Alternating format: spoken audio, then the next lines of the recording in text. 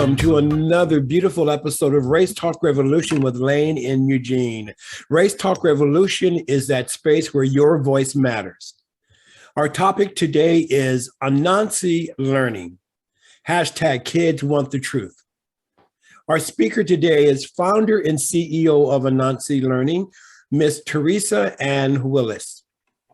Now, as always during our conversation today, we ask that you please remain muted. And when we get to the Q&A section, we will instruct you on how to raise your hand. And during that time, we will invite you to activate your camera and express your questions and comments to our speakers at that time. Until then, we ask that you please give them your full attention and try to limit your use of the chat as much as possible. I know sometimes the conversations can get so juicy that we have to just put stuff in the chat and have questions, but we're asking you to limit that as much as possible, okay? We also want to remind you, like we do every week, that Race Talk Revolution is a loving, inclusive platform. It is designed to strip away the false beliefs that keep us separated as a species, uncover the not so hidden truth that we all really do want the same things in life, and then also to heal the wounds created by systemic racism. You see, Race Talk Revolution is a safe and brave space for people of all backgrounds to share ideas and opinions and then explore the nuances of systemic racism while together we are growing our capacity for effective anti-racist activism. The Race Talk Revolution community is committed. We are committed to practicing radically inclusive love. So what do we mean by that? Even if you do not understand or agree with what's being shared, we ask that you listen with respect, listen with appreciation, and listen with empathy. You see, it is our commitment that every person be encouraged, every person is heard, and everybody is appreciated, because here on Race Talk Revolution with Lane and Eugene, every voice matters. Now here's Reverend Lane Cobb. So hello, everybody. So pleased to see everybody today. Welcome, welcome. I have the honor of introducing our speaker this afternoon. Ms. Teresa Ann Willis is the founder and CEO of Anansi Learning, an e-learning educational services company offering online professional development for in-service teachers and instructional tools and supports for pre-service teachers. Teresa is a former social studies teacher who taught in New York City public and private schools. She's also a coach and curriculum developer who's created curricula for the Morningside Center for Teaching Social Responsibility's Teachable Moment web resource portal. Teresa worked for 8 years as a restorative practices trainer, training teachers in K-12 school districts and how to implement restorative practices. Her debut young adult novel, Like a Tree Without Roots, dissects the interior world of an African-American teenager whose hatred of her dark skin and kinky hair propels her on a journey of self-love and acceptance. Called a blueprint for self-discovery by one teen reviewer, Like a Tree Without Roots is an emotionally wrenching yet brilliantly triumphant story of affirmation and healing. Teresa earned her undergraduate degree in psychology from the University of North Carolina at Chapel Hill, a Master of Science degree in journalism from the Columbia University Graduate School of Journalism, a Master's of Science degree in social work, also for Columbia University, and a Master of Science degree in education from Metropolitan College of New York. When she's not teaching and learning and being blown away by all there is to know, you can find her on the tennis court, at the beach, or in the kitchen preparing her unparalleled vegan chocolate mousse. Ooh. And I definitely want to try that. So I'm getting your address after this. Let's start there. Ms. Willis, welcome to Race Talk Revolution. So happy to have you here. Please tell us what your motivation was for forming your organization and what is your chief focus? Okay, so I mean, for a long time, social studies, history teachers, we've been aware that we're not adequately teaching at least US history. And many teachers have gone on record and said that they don't feel confident in teaching US history and all that it entails, and that they weren't adequately trained, so they don't feel competent. as we know, history is nuanced and complex. And I always quote Baldwin, James Baldwin, who said or who wrote that American history is longer, larger, more various, more beautiful, and also more terrible than anything anyone has ever said about it. So as you said, at Anansi Learning, we're e-learning, we're online, and our mission is to train history, civics, government, and humanities teachers to be able to teach their students how to access and understand US history using primary sources and historical thinking skills. I can't hear you. I can't hear you. I apologize. Yes, thank you for reminding me. I muted myself.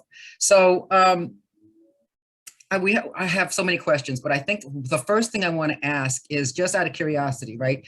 Anansi the Spider is a well-known comical character originating in Western Africa, right? A central figure in the griot tradition. Why did you choose that symbol to represent your company?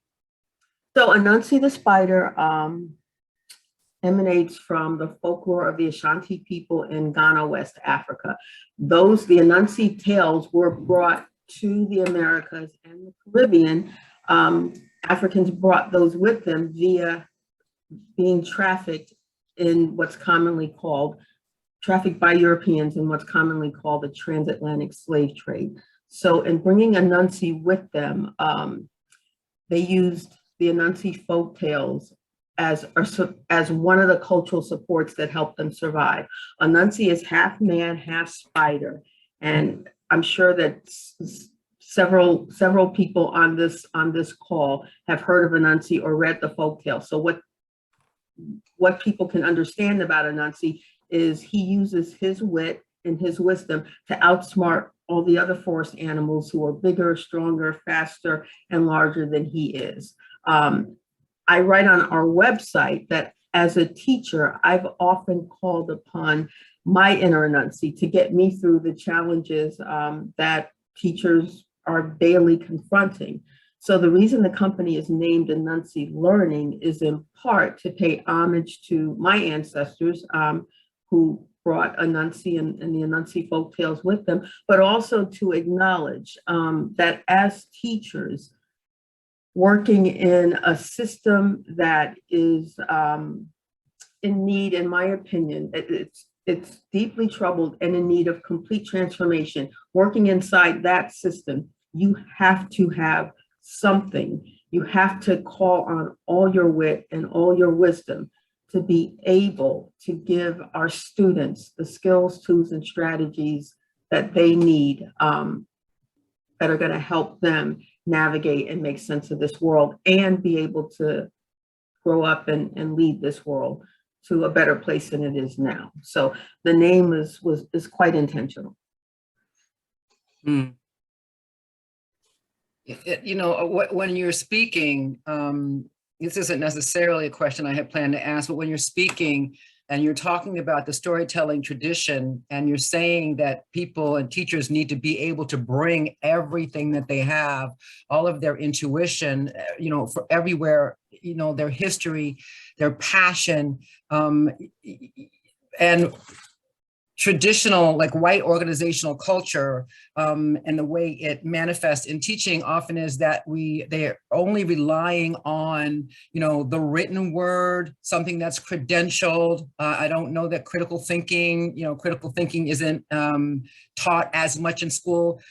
So I'm wondering if you're bringing a little bit of the storytelling tradition, having people appreciate something other than, I know that on your website, you're saying helping teachers create teaching materials that don't rely on corporate textbooks. Tell us a little bit about that. What are you doing there? All right, so yeah, that's fundamental to what we're doing. So if folk remember back in 2020, the shooting of Jacob Blake in Kenosha, Wisconsin, then presidential candidate Joe Biden actually went out to Kenosha and he spoke in a Black church at a community meeting. And towards the end of his speech, he said something to the effect of, or he asked a question, for God's sake, why aren't we teaching history in history classes? And he quickly followed that up by invoking the name of an African-American inventor that most people have never heard of, because African-Americans, as we know, are generally left out of, in large part, the teaching of US history, as are other groups. So what Joe Biden was speaking to, he was speaking to the master narrative that runs throughout American culture, but is especially prevalent in schools. And in a nutshell, the master narrative refers to the whitewashing of history, and it holds that America is essentially a white nation, and rightly so. And of course, nothing is further from the truth. So just for instance, in the master narrative, you have the entire wholesale erasure of the history of this land's original inhabitants and their stories. And along with that, the omission and distortions of other folks' culture. And as Toni Morrison says, anyone who's not white, not a part of the dominant master culture, becomes the other or becomes otherized. So as I wrote, we do a monthly blog, and in our inaugural blog in October, I wrote that if we want to prevent today's students from becoming tomorrow's insurrectionists, we can't just change what is taught. And that's what Biden was speaking to. And I know a lot of people, you know, repeat that mantra. We've got to start teaching Black history. We've got to be more inclusive. But if we only change what is taught and don't change the how, then we're not going anywhere. We're going to be doomed to stay right where we are now. And part of changing that how is to do away with corporate textbooks. Does that get at your question, to do away with the corporate textbooks? It does. And my question is then what is in its place? So I'd like to actually, if I could share the screen here, I'd like to actually also take folk back earlier in 2020, actually a couple of months before the pandemic, before we knew that this thing was lurking. In January, the New York Times, and some of the people on the call may have seen it, they did an exhaustive, just fantabulous piece. And I always mess the title up, but it's called Two States. So the states are Texas and California, 2 states, 8 textbooks, and 2 different stories. So we'll look at it in a second, but the gist of the piece is that, and some people may be aware of this, you'll have the same textbook publisher, let's say a McGraw-Hill or a Pearson, they'll have the same textbook, but in that textbook, same cover, you know, same authors who authored it, they'll have different information in different language based upon what the governors of those states determined they wanted kept in or left out of said textbook. And the way it works, just very quickly, the way it works is that normally it's state departments of education who make these decisions, and those people in many states are appointed by the governor. Just as a, for instance, in Texas, what I'm going to show you from the New York Times piece, it's from, they analyzed 8 different textbooks that were published in the year 2016. So that would be just before President Trump was inaugurated. But that particular year, the people who sat on the Texas Review Commission actually included some parents and clergy, Christian ministers. So as you can see, it becomes a very politicized and political endeavor as to what information actually gets in, gets left out, or gets mandated to be put into these textbooks. So let me share my screen. And again, for those of you who didn't see this piece, it's January 2020, New York Times. It's called 2 States, 8 Textbooks, 2 Stories. Finally, I got it right. So let me hit, even though I'm not playing anything, I'm trained myself to optimize those. And I'm going to hit share. And I want to go here. All right. So, and let me move this out of the way. Okay. So I'll assume we're all literate, but if you could just indulge me, I'll just do a little bit of a reading here. So this is just one of about, there might even be 8 like really just really profound and powerful examples in here. So white resistance to Black progress is covered differently in the 2 states. Again, we're talking Texas and California. And this particular passage is it's about housing discrimination and white flight. So I'm going to read from the Texas side first. There's a graph, and I'm not going to pay attention to that right now, but just the text. And you'll see that the text is quite similar. They'll have like the exact same wording, the exact same sentence. It may be positioned differently. And as you can already see just by looking, California has included more information. So here goes Texas. Reasons for suburban growth varied. Some people wished to escape the crime and congestion of the city. Others believed suburbs offered a better life and were more affordable. The GI Bill and the government's decision to give income tax deductions for mortgage and property tax payments made home ownership more attractive than ever. Between 1940 and 1960, the percentage, okay, hold on, I'm gonna save that for last. So ending with more attractive than ever. Now, if we go over to the Texas side, we can see that they lead off with the GI Bill. The GI Bill and the government's decision to give income tax deductions for mortgage and property tax payments made home ownership more attractive than ever. Exact same wording. Reasons for suburban growth vary.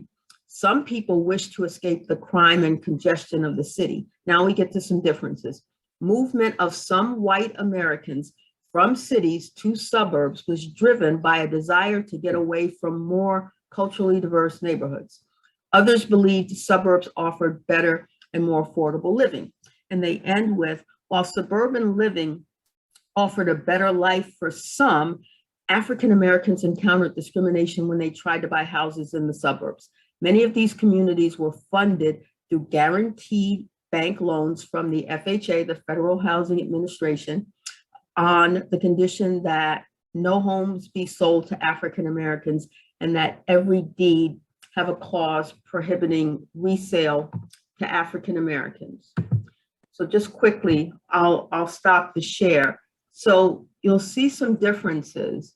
And while some might argue, okay, yeah, the textbooks that they're using in California, that's what I would want to use because I'm progressive and that's the way to go. So at Anansi Learning, what we know and what we understand is that both of these textbooks, any textbook, that's like third-party information. You're having someone else interpret US history for you as a student, as a sixth grader, as an eighth grader, as an 11th or 12th grader, versus you doing the work to understand what's going on for yourself. And that's what we're all about at Anansi. So I'm gonna share my screen one more time and I'm gonna take folk to some primary sources. So let's do share.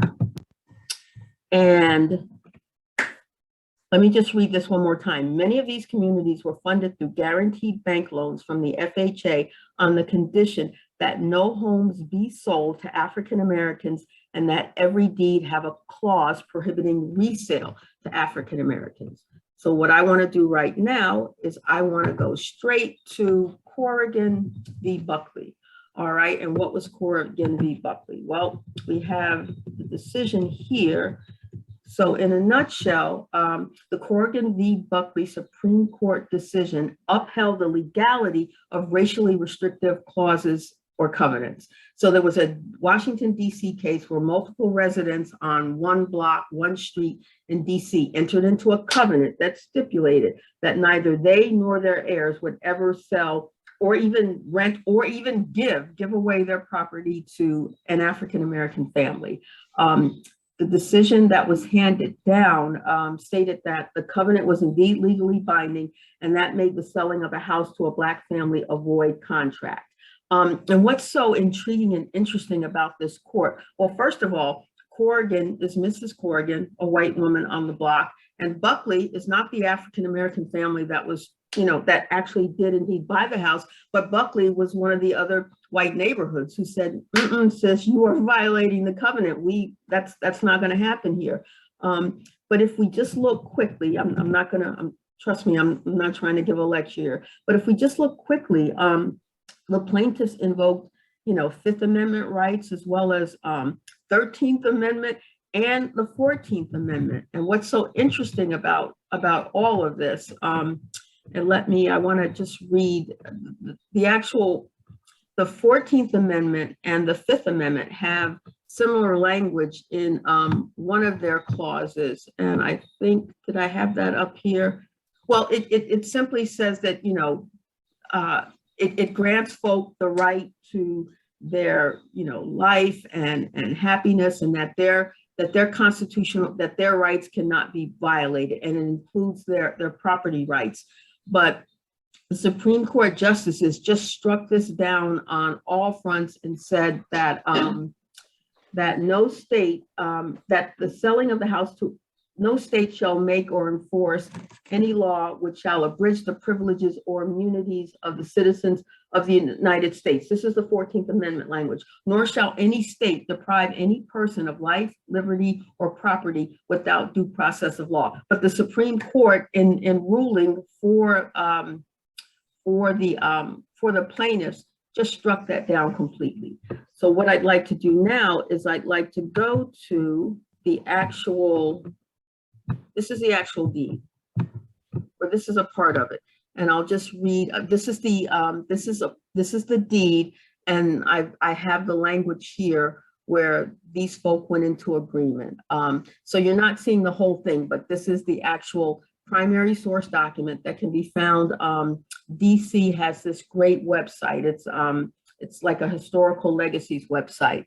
And if I can get to the part, it says, let's see, do hereby mutually covenant, promise, and agree, each with the other and for their respective heirs, and assigns that no part of the land now owned by the parties hereto, a more detailed description of said property being given after their respective signatures hereto, shall ever be used or occupied by or sold, conveyed, leased, rented, or given to Negroes or any person or persons of the Negro race or blood. And you see everyone's name is on there, and I'm trying, and there's Miss Corgan, there's her name right there, Irene Hand Corgan. And yeah, some of the names we're not able to see.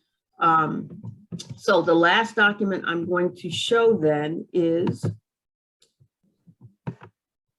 so not even a week after the Supreme Court ruling was handed down, here we have an ad that appeared in a newspaper.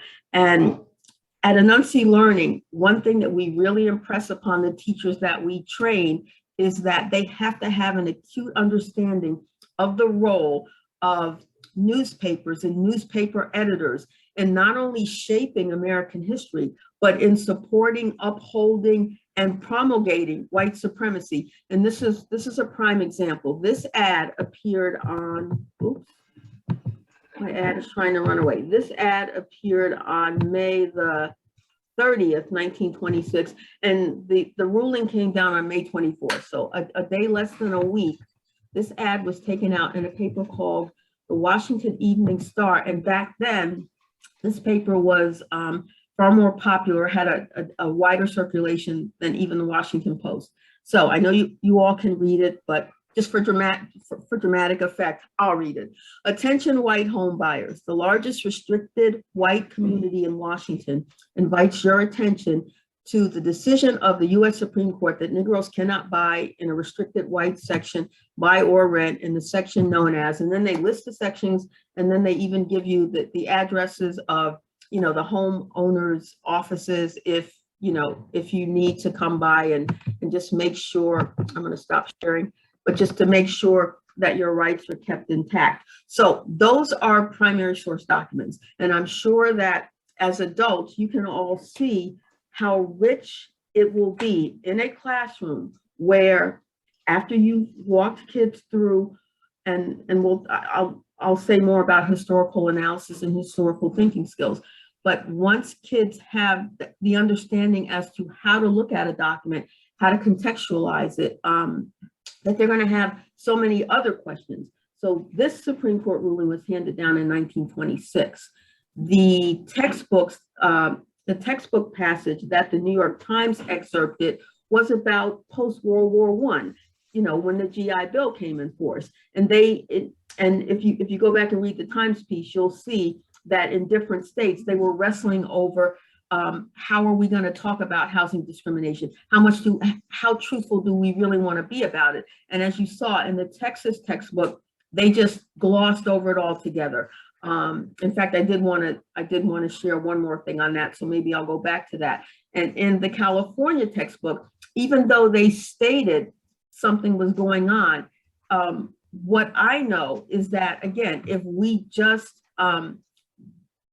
give a student a fish, we fed them for a day. If we teach them how to fish and equip them with the skills and tools so that they can interrogate primary sources, then we've transformed their world, and we've also made this world better for us all, because they'll grow up to be people who can think for themselves and critically analyze text for themselves. So the last thing I'll say about this is in 1926. So this becomes background information, so that now when they're studying post-World War I America, they already know about restrictive covenants, right? So they'll determine for themselves whether or not white folk left. Let's go to Texas. White folk left because, how did they put it? That they could get cheaper, more affordable housing in the suburbs. How did California put it? Some left because they wanted to live, they no longer wanted to live in culturally diverse neighborhoods. Or again, by examining primary source documents, students might determine on their own, no, they left because they were racist and didn't want to live next to Black folk. So that's what we're about at Anansi Learning. We're about training teachers to teach their students how to be historians, how to think for themselves, how to make reasoned arguments. I hope that answers that question about corporate textbooks. So at Anansi, we're just, letting, Pearson, McGraw-Hill, some of those folk know, you know what, we got this. You can keep doing those other textbooks, but there's no need for you anymore to continue producing these history textbooks, because we're going to transform this thing and do it a different way. And, obviously teachers have to buy into this.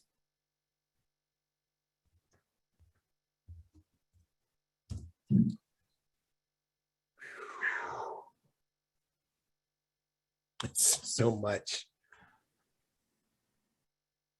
So much. So speaking about that, Teresa, thank you for breaking that down just in that one document. So what that brings up, right, that there's a crisis of education in this country, right? So what is the risk to our children with this continued battling over what people are calling, the fight for parents' rights? So, yeah, I understand a lot of the fear that's behind or that's inherent in parents wanting to have greater control. If you look at Florida and the so-called Don't Say Gay bill, I do understand parents needing to have greater control over what they feel may or may not be age appropriate for their, preschooler, first grader, second grader, even third grader learning in school. In particular, again, in looking at Florida about, gender and sexual orientation and those kinds of issues.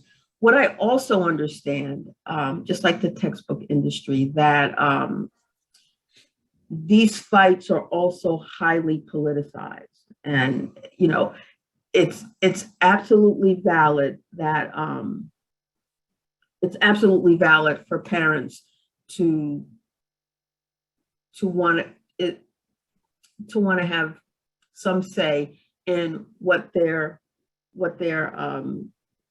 smaller children in elementary grades are and aren't learning.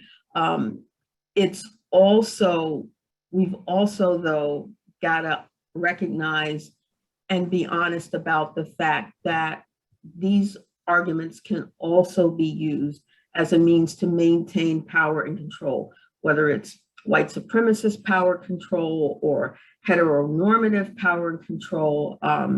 We have to be, and I think many people are aware of of what's going on with some of these battles. Yeah.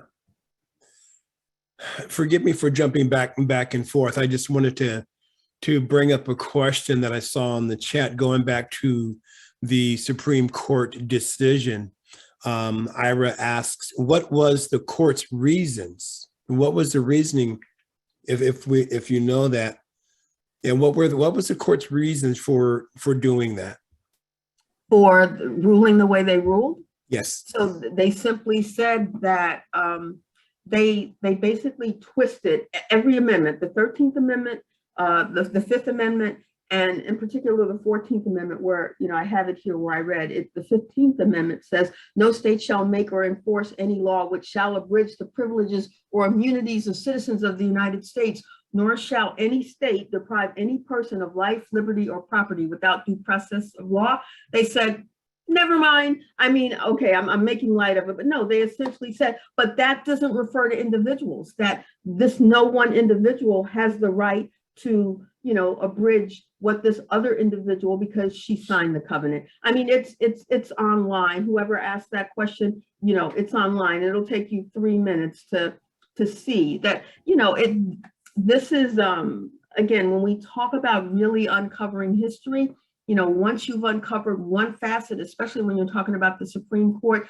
this was done throughout history. The Supreme Court would rule systematically against the rights of people of color, not just African Americans, but Asian Americans. They rule one way, and then they come around to at another case 4 or 5 years later and rule the opposite way. And none of their rulings had any logic behind it. What was behind it was maintaining the system of white supremacy. But it's a quick 3-minute read. Just call up the decision and it says right there, no, the 14th Amendment. Yes, I know that the 14th Amendment says that states can't make any laws that take away one person's rights, but it didn't mean in this individual case. So, yeah. So I have a question. So you're teaching, from what I know, teachers want to teach, right? And they want to teach well, and they want to teach the truth, and they want to teach what's going to really Well, I wouldn't agree that all teachers want to teach the truth. Not all. Not. Not all. But I would say, in general, people want to teach. And what's happening is a lot of times that these restrictions now on what can be taught. So you're giving teachers tools, and I'm interested in what tools you're giving them. And is one of those tools the ability to stand up for, their desire to teach? It's got to be pretty hard to be in the school systems where now they're being watched and they're afraid that if they teach, quote unquote, the truth, they will be dismissed.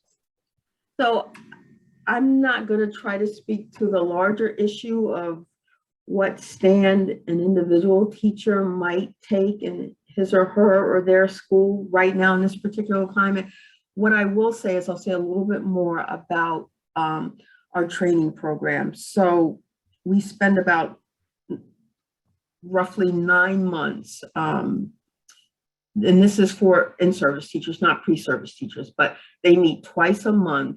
And before, though, they go over any pedagogy, before they start looking at any primary sources and figuring out how they can best teach students to access primary sources using historical thinking and historical analysis skills.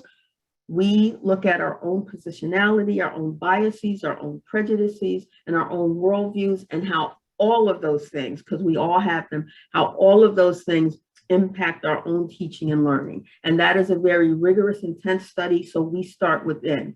The other thing that we do, and this is in the first, right now we're in an accelerated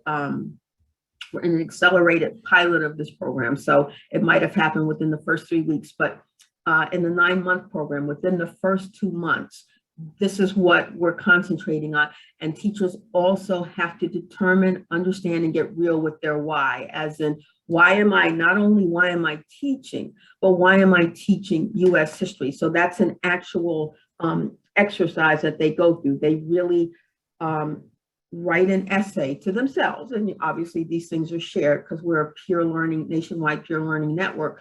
but they have to understand why they're teaching something. Now, the question you're asking, gets into not the teaching and the learning, but am I going to take a stand? And I can say a little bit more about that at the end, when we talk a little bit about, where Anansi is now, but, obviously those conversations will come up, but Teresa or Anansi or any of our trainers, we don't have that answer for teachers. What I will say is that embedded in this whole framework, it's called the Anansi Learning Web. We are teaching for critical consciousness. And if you're teaching for critical consciousness, you are necessarily, and by that very fact, taking a stand, that you're standing up for truth. Again, though, I can't speak to, what any teacher who goes through our program, whether or not they're going to defy their principal or their state or what have you. But what I have already said and what I will reiterate is that it's time to transform the system. It's not time to reform it, because that's what we've been doing. The system has been this way since its inception, okay? The truth of America's history has never been taught in schools, okay? So it's past time to do that. I'll say one other thing. That burden, though, is not solely on the shoulders of teachers, okay? If teachers are going to take a stand and defy what their boss is telling them to do, then they need some backup. They need some backup. And that backup That would be comes people from outside of the school. That would be people Right. outside of the school, just in case there's any confusion on that. I wanted to be clear, right? Parents, citizens in general, people speaking truth to power, running for school boards, whatever it takes. Yeah, of that. Thank you. You were talking about critical thinking. You were talking about historical analysis skills, and the title of your talk is #Kids Want the Truth. Can you talk a little bit about that? And I know we're going to do Q&A real soon because our folks have some really good questions. All right, so two separate things. So historical analysis, so the primary sources are the foundation, but if you don't have the historical analysis skills, then, what are kids to do? And that's incumbent upon us. So first and foremost, comparing multiple sources. Secondly, critically analyzing primary sources to determine an author's purpose. Why did someone write this? Their perspective, what are their prejudices and biases? What assumptions have they made?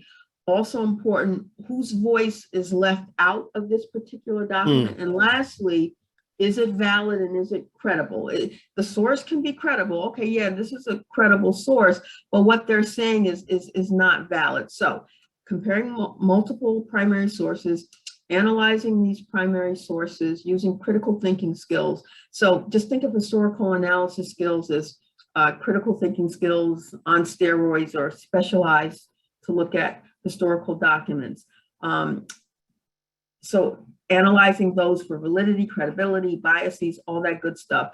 Thirdly, contextualizing history or contextualizing a source to determine where and in what context the source or document or photograph was written or taken. That's really important. And on that, all of us, whether you're a veteran teacher, a new teacher, and also obviously in talking with students about this, we've really got to be aware, first and foremost, aware that it's our natural inclination to bring, so we're in 2022 norms, values, and traditions to, let's say, 1600 or 1700 occurrences. And we're going to run into problems if we do that.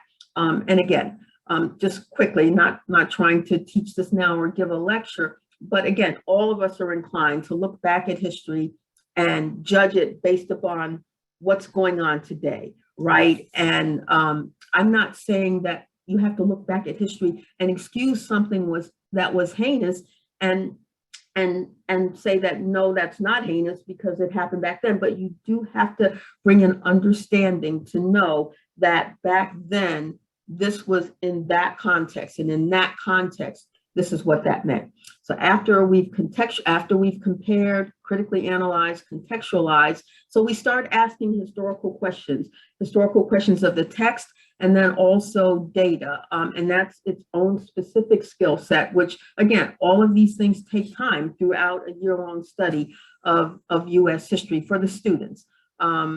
Because we all know that statistics can actually lie. So after they've done all of those things, they're now ready to make a historical argument.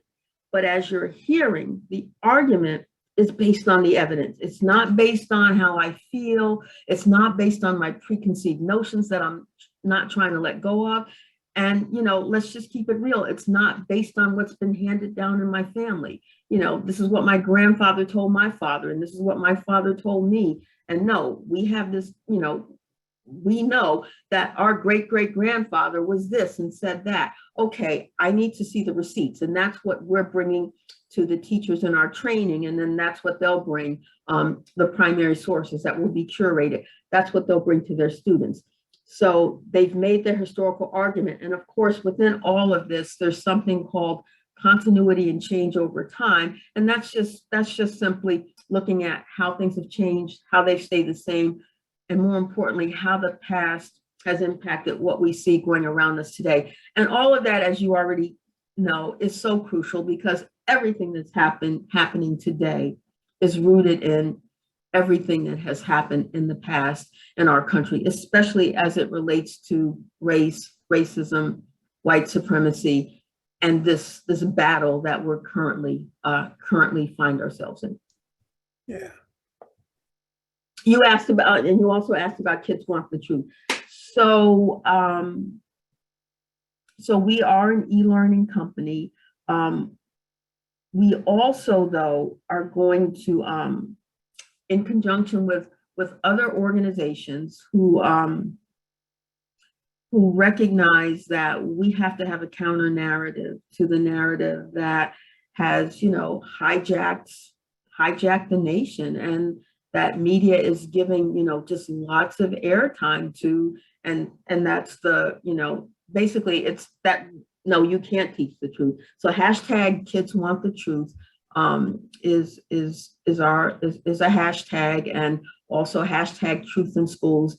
And probably in June, actually on the on Juneteenth, or the actual day that the holiday is celebrated, Anansi, in conjunction with some other organizations, is going to be launching a campaign. And that's where, citizens, lay people have to start writing letters, have to start going to school board meetings. And we want to culminate with 4 Fridays. I think there are 4 Fridays, yes, 4 Fridays in October, where on each Friday, they'll draw specific attention. They will have already have done the work and gone to the meetings and whatever else is required, but they'll draw specific attention to the fact that kids want the truth, and that we've got to have truth in schools. And what I'll refer people to is the April blog on our website, which I know we'll give all that information at the end. But that's the title of the piece I wrote. Kids Want the Truth. So folk can take a look at that. But yeah, in October, we'll have T-shirts that say hashtag Kids Want the Truth. And for those 4 Fridays in October, we want folk to wear those T-shirts every Friday. But that will be the culmination of, several months' work that they've already done to speak what it is they want. And those are the people who understand that not only do kids want the truth, kids need the truth if they're going to have any shot at having a functioning country. Yeah. Teresa, thank you so much for doing this work with our kids. It is so crucially and vitally important. As you just said, about this nation, if we want it to function. And so, speaking of function, let's go into the Q&A. Just real fast, there have been questions in the chat, some very powerful questions. And I thank you. So just real fast, as you can see, There are people who have raised their hands. Now, how you raise your hand is you take your cursor down to the bottom of your page there and click on the reactions button.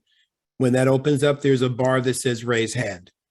You should be able to do it from there. If you don't have that option there, go to participants on the other side of the icons and you see participants. Click on the up arrow, find your name, and then click on the little 3 dots. And you should see the function raise your hand there. Hold on. Well, here we go. We're going to start with Neil, Adine, Honaje, and then Rebecca. Neil? Yes, thank you. The question that I have is, given the almost unlimited amount of primary resources, which must include some very biased news sources, how can teachers select which to use to provide a balanced presentation to the school children without being overwhelmed by their own personal bias? Thank you. That's part of the journey. You know, teachers have that struggle without primary sources, just even if they're still using textbooks. But teaching is, for me, it is a sacred calling, and it is an extremely difficult way to earn a living. But for me, and I know for many teachers, it's also extremely rewarding. So maybe you'll need to clarify, but I mentioned, or maybe I didn't mention earlier, maybe I'm just making this up, but a lot of the primary sources that teachers will use, and if they're using them now, that they do use, are archival newspapers. So as part of Anansi Learning, again, even before we get to, or right around the same time that we start looking at pedagogical strategies and really before we start curating the primary sources, we have a mini lesson on archival newspapers and the role that newspapers have played in not only reporting on American history, but shaping American history, and in particular, upholding and promulgating white supremacy. So I don't know if I said that earlier or not. Spoken to, earlier about this. So before teachers even start curating newspapers, let's say that they're teaching in the classroom now, they will have already introduced students to the role that newspapers have played. They will have already compared multiple newspapers, and students will already have an understanding that newspaper editors and publishers put out stuff that was false, true, and that, again, the purpose was to uphold the system of white supremacy. So that's part of it. That's part of getting to the history of our nation. That's part and parcel of it. So did I get your question right? Because you were talking about the sources that are, I'll let you say it again. Okay. One of my concerns is someone who's very biased, for example, against what we're talking about now, can probably find some examples in the primary resources that would support their position. Can you say Fox News? I'm sorry, I didn't say that. But so my concern is, how do we make sure that all students are getting that balanced presentation and that there's no overly biased teacher who's being selective? Well, I'm not God, you're not God. So the answer to your question is we cannot. I mean, I'm being real. What's your name again? Neil. Neil, come on now. I'm being real with you. So, I mean, there are biased teachers. Everybody is biased in some way, shape, form, or fashion. Your question is not a question that can be answered by anyone. I mean, there are incompetent teachers out there. There are incompetent people in any profession. And I'm also not feeling the use of the word balanced, because again, the children, the students are looking, they're comparing, that's the key word. They're comparing multiple primary sources. They're comparing multiple perspectives, right? They're using all of those historical thinking, historical analysis skills, and then they're making reasoned arguments. They're making reasoned arguments. The teacher is not giving them these primary sources and then saying, this is the conclusion that you're going to come to. Then there would be no reason to use a primary source. You might as well just give them the textbook, you know, if you understand what I'm saying. Yeah. But the first and foremost answer to your question is nobody can do that. Yeah, nobody can, you know, if a teacher is biased, and there will be biased teachers and biased in what you're talking about, because we all have biases. But if a teacher is unwilling to let go of their biases and their preconceived notions and their worldview, and they're in the Anansi Learning Program, that will probably become evident. But then that's for their principal, but also their students and their students' parents. That's for them to deal with. Yeah. Sheila actually put a good answer into the chat. All right, Sheila. Teachers who had that negative bias probably would not be attracted to this form of teaching, and they would stick with the resources and textbooks they have. Yeah. As I said, we need a complete transformation, and as we all know on this call, where does transformation begin? Not in the Anansi Learning Web. It begins right here. And you know, and I wrote that in the blog that so Biden talks about the battle for the soul of America. That does not begin, or did not begin, with the 2020 election. The battle for the soul of American democracy. That battle begins right here within our own minds. That's where that battle begins. So thank you for your question, Neil. Thank you. Thank you, Neil. We have Adine, Onaje, and then Rebecca. Oh, Najee, what's happening? That's my friend from a long time ago who I haven't seen in a while. Adine? Yeah, thank you so much. If we had the time, I could talk with you for 20 hours. I'm an educator. I see. ETV, got you. With 60 years experience and still going on. So I have a lot of questions, but I'm going to pare it down to 3. First of all, there are a lot of white teachers who are terrified of controversy. And I work with them daily, simply terrified. There are Black administrators who have been fired within the last year and a half because they have attempted what you are attempting to do. So that's a reality we have to work with. My second question is, are you getting into your programs the people who need this? We haven't started yet. We haven't started yet. So and how will you get the people who need this? That's so the principals will self-select. I mean, the principals who are going to pay us, you know, the hefty price that we're asking. So, and you know how this is being an educator. Most PD you're mandated to go to. So it'll be interesting to see if the school boards allow the principals to make these selections. That's going to be a challenge. That's why.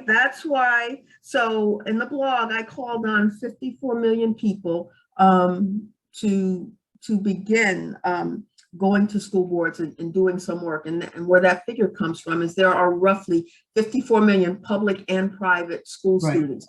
So, and not all of those 54 million students come from families that want the truth. Again, Florida, DeSantis, don't say gay. I get it. And again, I understand, you know, there's validity and there's, you know, especially when we're talking about, you know, elementary schools. No, that's not age appropriate for my kids.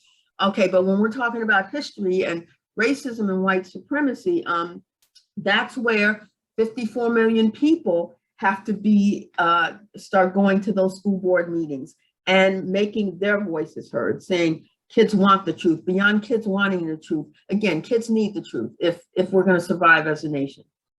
Excellent. And my third point is, considering the fact that most of our African-American children are in segregated schools throughout the country, it would be wonderful if your program would target these youngsters, because we don't know our own history. Whites have kept us from our own history. And unless we go to historical Black colleges, we frequently do not get that history, and that history from original sources. How wonderful to be able to read Thomas Jefferson's writings when he was writing just about what he thought about Black folks. How amazing would that be for the students to hear this? And this information will arm our Black students so that they will not be so vulnerable when they step out into the culture. What do you think it'll do for our white students when they read Jefferson? Well, yes, it'll make some of them very angry and force others to start questioning. But I'm particularly worried about our own students who are so vulnerable intellectually. They too have been brainwashed. Everybody's been brainwashed. That Right. again, if we want to prevent today's students from becoming tomorrow's insurrectionists, and most of those insurrectionists were not our students. So, Yes. so this is Anansi Learning is an equal opportunity employer because we're an equal opportunity diverse nation. And the truth of, so when you say the truth of Black history is white history and white history is Black history. The truth of history has been kept Right. from everybody. That's why we're hemorrhaging right now. It's not a bad thing. So Yeah. we're in pain, and pain is a signal. It says there's something to be Something's healed. wrong. So it's not a bad thing. But the reason for it is, yes, white supremacy has done immense damage to our children, Black and brown children. It's done immense damage to white children Yes. as well. Thank you so much. Thank you. Dean. Teresa, that reminds me one of the things you said a little bit earlier in terms of the resources, checking out, those resources that have not been heard. The ones that they kind of skip over, and that they don't add. So what's the point of view what's their point of view on all of this?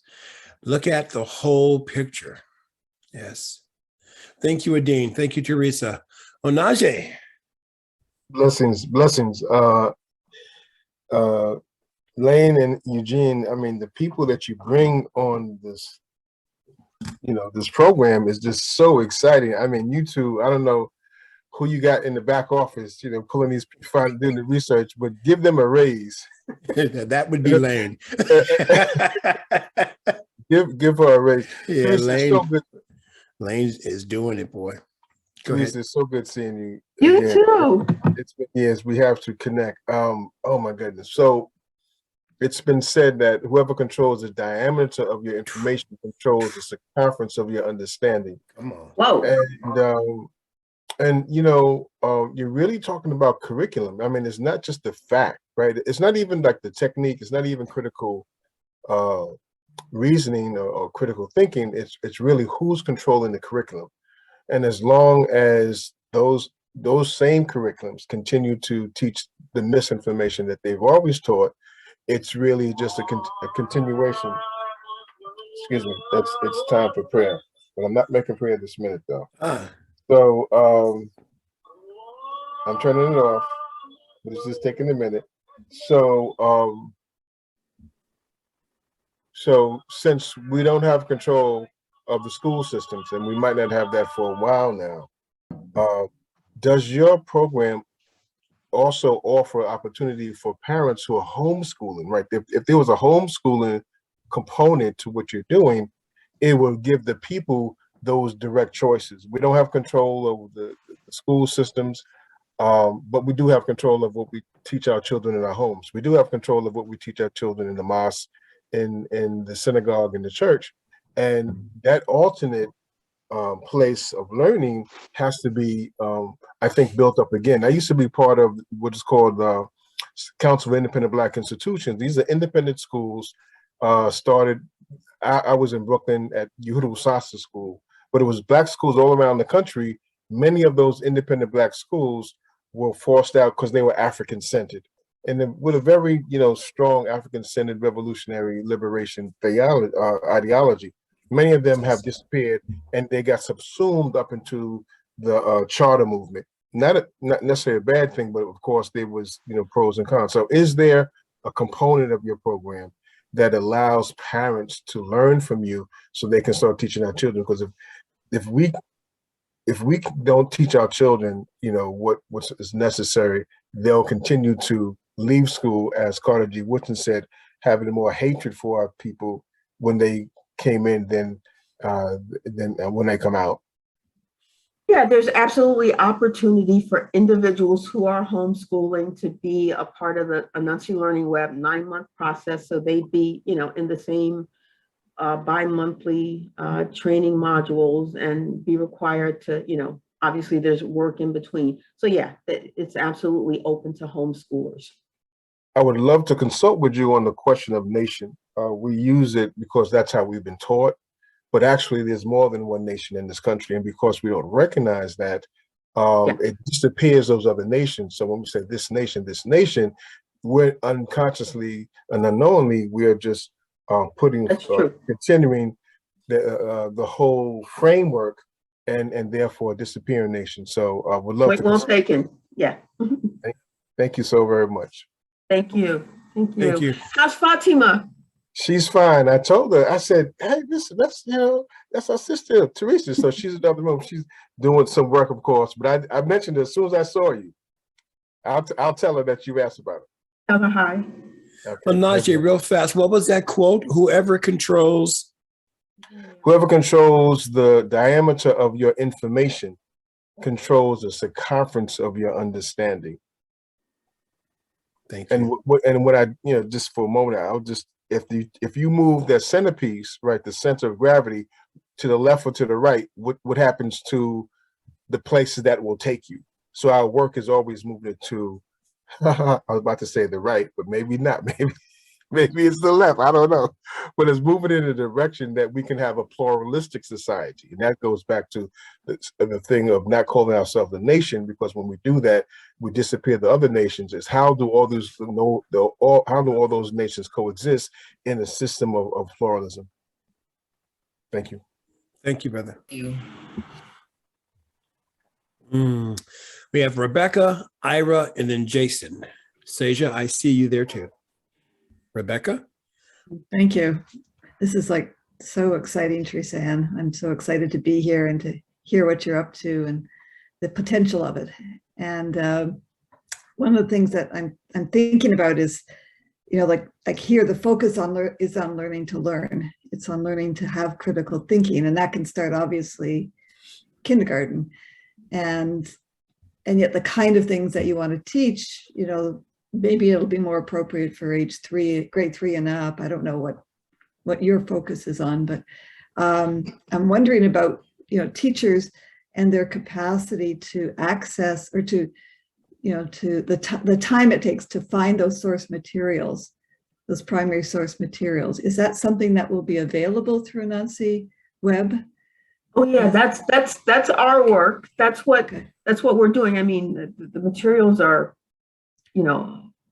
so readily available today. Not everything has been digitized, but so much has. And we're also actually, we have one, but we are looking for, other research librarians to come on with us pro bono and help us really shore up our catalog, because that's, that piece is a work in process. So yeah, no, that's not something that the teachers are required. There's no way they'd be able to teach their class and come to basically a college level class twice a month and then have to find their own resources. So that's part of the training. Okay. But as I've said a couple of times now, the huge source of archival documents, primary sources, will be newspapers, and so many of them are readily available. So many. Yeah, thank you. And I'm Canadian, so we have our own dark history of racism, and it's parallel. It's connected and it's parallel. And so, would there be value, do you think, for Canadian teachers to participate? Like, they would probably have to look for their own source materials. Yeah, that would be the caveat. Absolutely. Yeah. No, anyway, thank you so much. This is amazing. Thank you for coming. Thanks. Thank you, Rebecca. Brother Ira. Hi, thank you. And Teresa, thank you so much. I don't know how strongly I can say that teachers are undervalued and underpaid, and I appreciate what you're doing. Thank you. Thank you. You know, I grew up in New York City. I went to New York City school systems, and things were a lot different back then. But a couple of questions. So, do you have textbooks? So the teachers, I guess I didn't say that because it's where Anansi started. So it's not the first time. So I'm assuming in my head, but at the end of 9 months, teachers will have created, that's why I said we're putting those other guys, they don't need to bother with it anymore. Teachers will have created and curated their own textbooks and the curriculum to go with it. That's the whole point of the 9 months. So that would work in an individual teacher's classroom, but in the New York City school system, doesn't everybody use the same textbooks? No. Oh, okay. No. Oh, I didn't realize that. Oh, great, good. So is this actually being used in New York? We are piloting the program now, and we hope to get started in the fall. That's Whether it's wonderful. New York or Seattle or Portland, maybe some town in Texas might want to. That would be a heavier lift because again they've got state mandates against the truth. But yeah, so that's where we are right now. So are there New York City teachers who have signed up for your course? No, the teachers themselves won't sign up. No, this would be a school-wide decision that the principal would make. So it'd be an individual school thing Yeah, across the individual or New York district, City or- system. Not just New York. We're a nationwide network. So again, we won't be for everybody today. We may not be for everybody 10 years from now, but in 20 years, everybody might be open and amenable to having their kids learn the truth. So how do you foresee a history teacher proceeding if they're not going to use the history book? I mean, if you have a 3rd or 4th grade children and you're not using a history book, I don't know if they're ready to start reading Supreme Court proceedings or newspaper articles or Jefferson essays. You're absolutely correct. And what I also didn't say is that this is for secondary. I think I said history teachers, but I did not say secondary. Again, I'm making some assumptions. My apologies. Secondary history, social studies, civics, and government teachers. And that's why it's not for elementary school teachers. The primary sources for them, if a teacher, there are though 4th grade teachers that I'm well aware of because I've been to their trainings who do bring in primary sources, but of course they can't do it at the level that we're doing in Anansi, but also throughout the country, it's pretty standard that you get some US history in 5th grade, but you get it again in 7th and 8th grade, and then again in 11th and 12th grade. So this is grade specific anyway. So 6th graders generally, or at least I know in New York State, and some states might flip it, and private schools can do it however they want. They don't have to do Eastern Hemisphere in the 6th grade, but so it's 7th and 8th grade, and then 11th and 12th. 10th grade is generally global history, at least in New York State. And if some 5th graders, if 5th grade teachers, in fact, one of the teachers in the pilot program is actually a 5th grade teacher. But yeah, this is for secondary social studies, I understand. civics, and government teachers.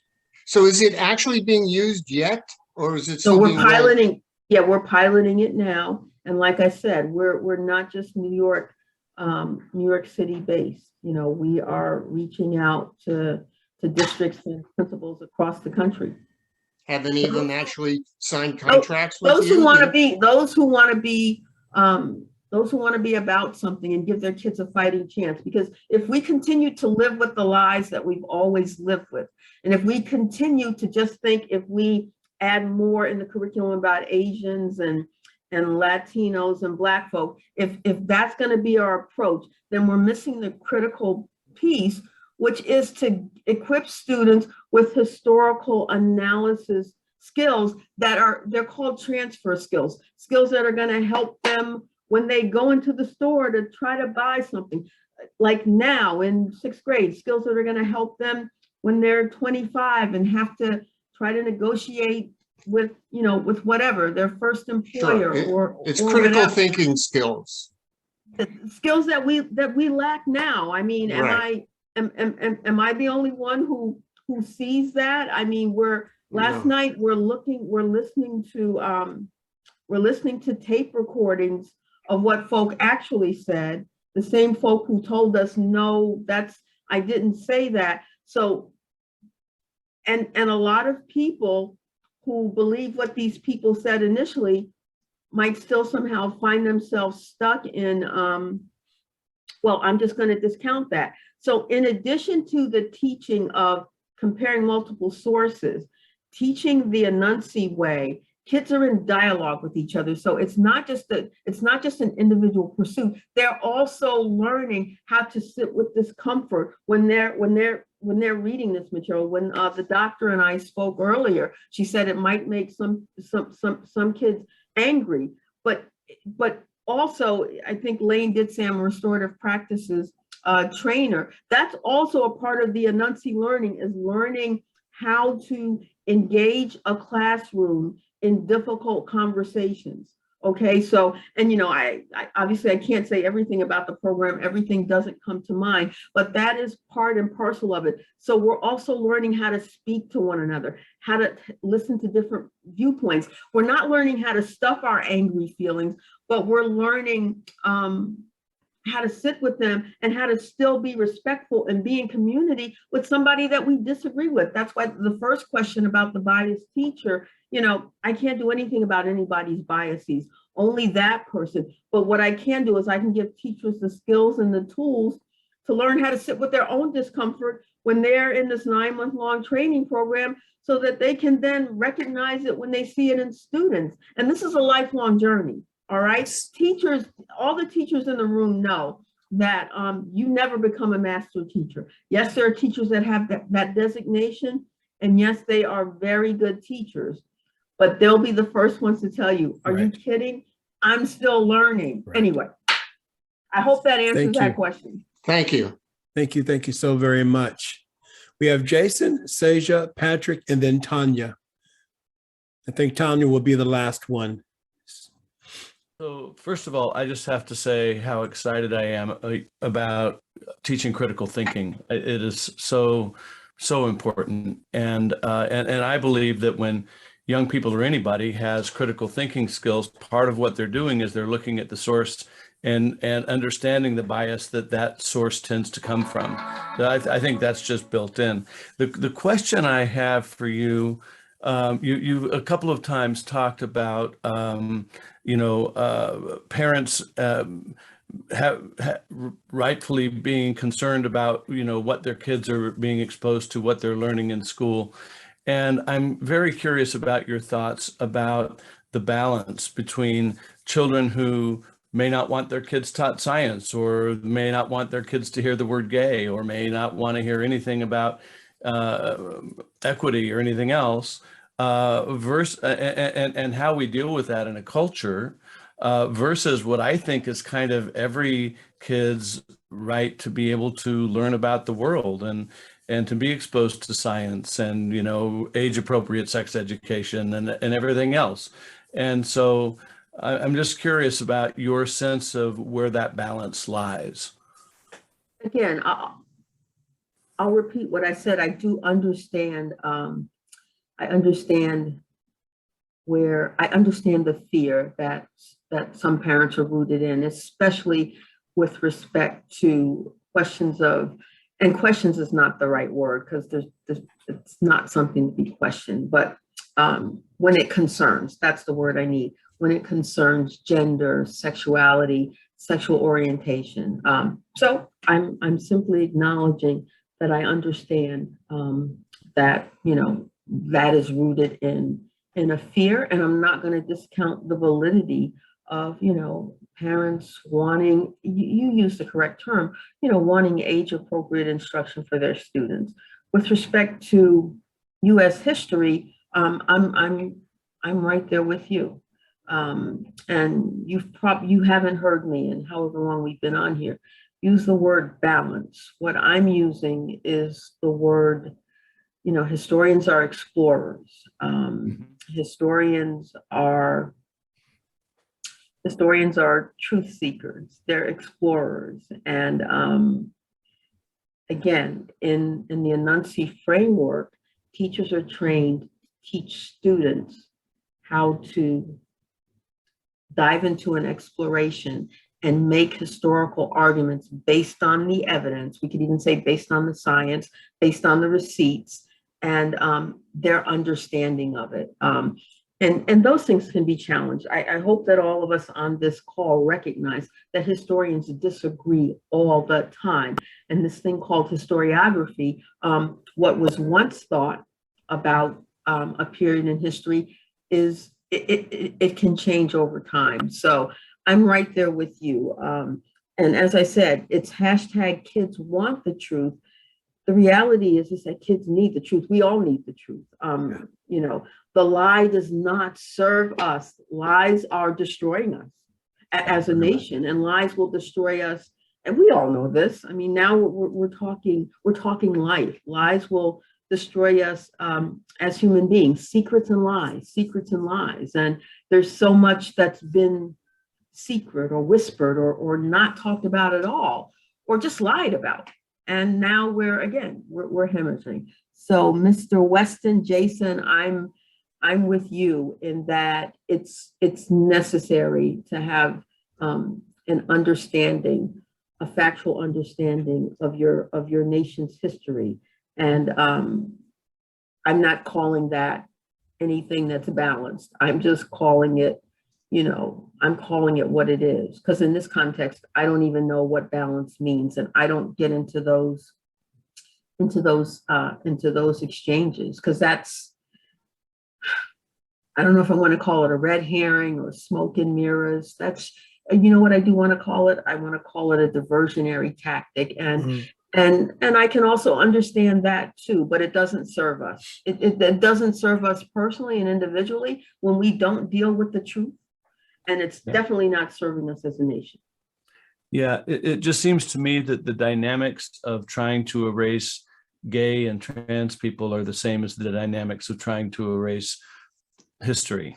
No, and I agree in those instances where, and as I said, I understand that those arguments have been politicized and that they can, and in many instances, but again, they can and are being used in many instances to do exactly as you said, or to try to maintain, as I said, a heteronormative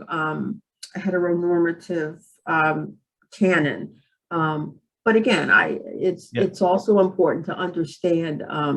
It's also important to listen and understand, you know, what's behind and underneath people's arguments, and their arguments can very easily be co-opted. Would you agree with that? Yeah. Thank you so much. Thank you. I have Seja, Patrick, and then Tanya.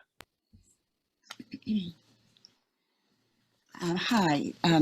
A couple of days ago, I listened to another Zoom group that the comment was made, or the term was used, show your work, as we did in grade school and junior high when we were learning math and long division and geometry and whatnot.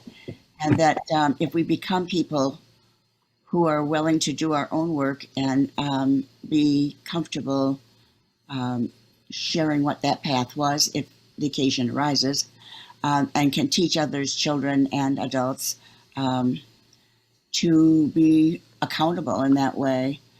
We have given a gift by giving, you know, allowing them to have any path they want, for one thing, because they will be, you know, they will choose more accountability in their resources. I guess that's what I'm hearing you say. Anything land with you on that? Yeah, I would agree.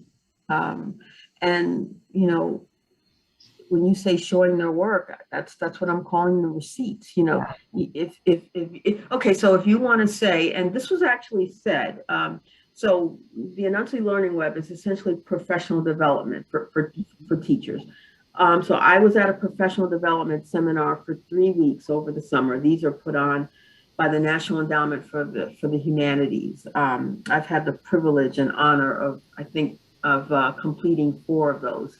It's an immersion experience. And for this particular experience, it was about abolitionism and the Underground Railroad. So we actually visited Harriet Tubman's, her homestead.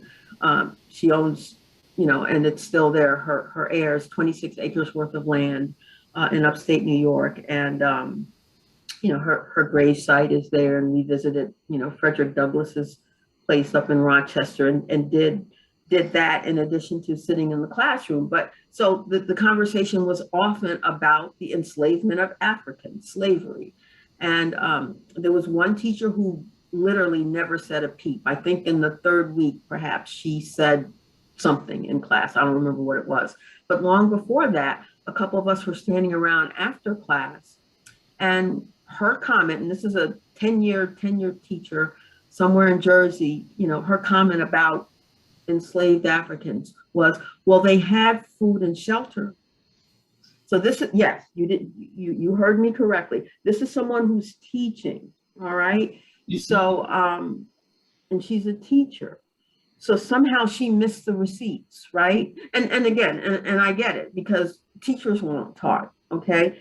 But yeah, she missed the receipts. And, you know, if she did show the work, she probably did show, you know, if the work was to read the, you know, like I had to do, read the 10 pages in the textbook and answer the 3 questions at the end, you know, I did well on that. And I'm sure she did too, because first of all, she's reading from a false script. Yes. That's the issue. That's the problem. Her receipts are bogus. They're concocted. They're made up. The receipt is the Declaration of Independence. The receipt, as the doctor told us, are Thomas Jefferson's notes on the state of Virginia. All right. The receipts are the deeds of sale, right? Those are the receipts are the manifests from the ships that traffic in human beings. Those are, and those are available. Those are the receipts, right? So that we're not guessing again as to whether or not white flight was because, you know, there was better opportunity there, you know, and secondary sources come into play as well, because there are documentaries where, you know, folk who lived during that period are speaking and they're sharing, you know, their personal experience. So, you know, documentaries can sometimes go either way. Sometimes they're a secondary source, but with embedded in documentaries can also be primary sources. But we didn't get those kinds of receipts when we were learning history. We got, you know, we got the corporate McGraw-Hill Pearson reviewed by, you know, state appointed school board educators versions of US history. So layer upon layer upon layer of someone else's interpretation. We weren't looking at the actual receipts. Thank you. It breaks my heart how much we've missed. Thank you. Yeah, it's that old saying, the story would be totally different if told by the lion. Patrick. Yes, thank you. Good afternoon, everyone. I just want to share my own experience with Anansi and get your perspective on it. Just real fast before you dive in, we have about 5 minutes, folks. So I want to make sure that Tanya gets to hers as well. Thank you. Okay, I'll try and be real brief. I actually grew up with Anansi, meaning I'm from Jamaica, and Anansi stories is something that we became familiar with as children, you know, back in elementary school. But the way in which Anansi's story came across is it came across primarily not just as a teaching tool, but it was also, interestingly, it was a political tool as well as a cultural tool, because it actually taught us more about ourselves. And it wasn't until later on when I was able to make the connection with the African origin of Anansi, and realized that primarily why the Anansi story was done the way it was is it was done at a time before television, during the period of enslavement. And because of that, it was one of the rallying tools used where we would tell these coded stories, right, to move us forward, right, and bring us together, right? So there would be a gathering at the end of the day, at the end of the workday, where the enslaved would actually, tell these stories, share these stories, right, in this coded way. And this was not just a way of learning, but it was also a way of bringing us our own news, right? So these storytellers were the original journalists and the original educators and the original, authors and all that. So coming to the US, I met up with storytellers here, Black storytellers, and I realized that they use their Anansi stories in the same way as well, right? So I don't know if you have familiar with all of this, but if I could just get your perspective on it. Well, no, I mean, you've spoken the truth. And so the Anansi folktales were just one of several, and I'm saying several, I could probably easily say many cultural tools that our ancestors, and I mean our African ancestors, brought with us, and that helped us get through what was a system of brutality and a system that was inhumane. So yeah, there were coded messages. They were absolutely, we would call, there was always a moral in Africa in the Anansi tales. And again, we brought those tales with us. And Anansi, as I said, I think I said up top, used his wits and cunning to survive in a system, let's say the jungle system, where he wasn't the biggest or the fastest or the strongest, by any stretch of the imagination. And as I write on my website, I call on my inner Anansi, every day as a teacher. And, there are numerous Anansi tales. And for me, there's always a lesson to be learned from any Anansi tale. And it might even be different than the one that folk might think are obvious. And, what you point to is, so Anansi is called, Anansi could be called Aunt Anansi, right? In some cultures, Bra Anansi, which is akin to Bra Rabbit.